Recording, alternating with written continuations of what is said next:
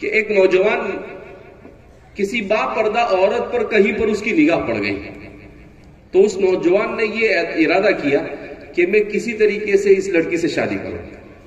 اب معلوم کرنے پر پتا چلا کہ وہ مسجد ہے، اس مسجد کے امام صاحب کی لڑکی ہے، اور مسجد کے امام صاحب نیک اور صالح آدمی ہیں۔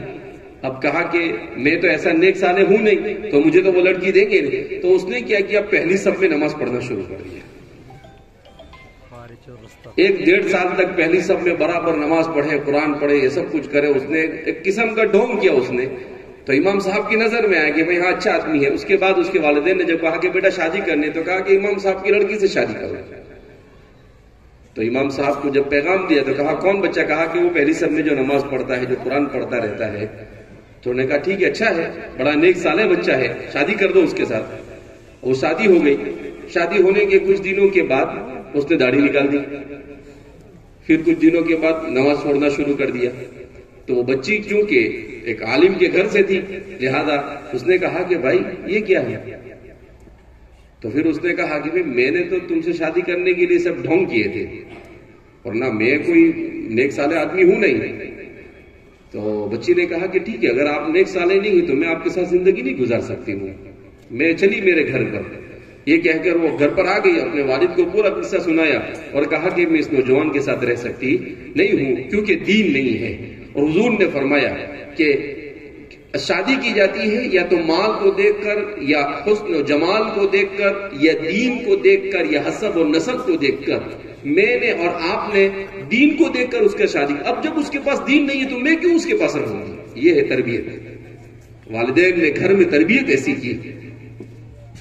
اب وہ نوجوان کا دل اس کے ساتھ لگ گیا تھا، تو نوجوان نے کیا کہا، کیا کرے؟ اس نے کہا کہ جادو ٹونا کے ذریعے سے کچھ نہ کچھ کر کر اس کو میں چھوڑوں گا نہیں۔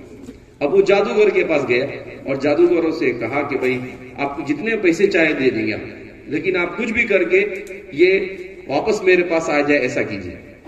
اور خوب پیسہ لیا جادوگر نے، لیکن بہت کوشش کے بعد بھی کچھ ہوا نہیں۔ اب اس نوجوان، وہ جادوگر، ایک دن نوجوان اس کے پاس گیا تو وہ جادوگر اس کو کہتا ہے کہ بھائی ایک کام کر، میں تجھے دیتا ہوں مارنے کے لیے کچھ بھی، تو مجھے مار دے۔ اس نے کہا کہ بھائی کیوں؟ میرے تو کام نکالنا ہے، تجھ سے میں کیوں ماروں گا تجھے؟ کہا کہ میں اتنی کوشش کر رہا ہوں مگر اس گھر پر، اس لڑکی پر، اس کے والدین پر، کسی پر بھی میرے جادو کا کوئی اثر نہیں ہوتا ہے۔ میں نے اپنے ہر قسم کے حربے استعمال کیے۔ اچھا، اس نوجوان نے کہا ٹھیک ہے، میں اس کے بارے میں معلوم کرتا ہوں۔ تو اس نوجوان نے امام صاحب کے دوستوں کے ذریعے سے معلوم کرنے کی کوشش کی بھئی کیا کرتے ہیں آپ گھر میں۔ تو امام صاحب نے بڑی اچھی بات بتائی، کہا کہ ہمارے گھر میں معمول یہ ہے کہ روزانہ سورہ بقرہ کی تلاوت کی جاتی ہے۔ کہا گھر کے سب افراد بیٹھ جاتے ہیں اور جتنے افراد ہیں سب 2-2, 4-4, 5-5 رکوع تقسیم کرتے ہیں، اور روزانہ صبح میں فجر سے پہلے یا فجر کے بعد سب لوگ قرآن کی تلاوت کرتے ہیں فجر میں، اور پھر اس کے بعد ہم اپنے کام کا آغاز کرتے ہیں۔ تو کہا کہ حدیث پاک میں اللہ کے رسول صلی اللہ علیہ وسلم نے ارشاد فرمایا، جس گھر میں روزانہ سورہ بقرہ پڑھی جائے اس گھر پر نہ کوئی سحر، نہ کوئی جادو، نہ کوئی نظر اور نہ کوئی بری چیز اثر کر سکتی ہے۔ تو فرماتے ہیں کہ اس کی برکت سے اب ہم تعویذ کے چکر میں رہتے ہیں کہ ہمارے یہاں جادو ہو گیا۔ سب سے بہترین ہمارے تمام مسائل کا علاج اللہ کی کتاب ہے۔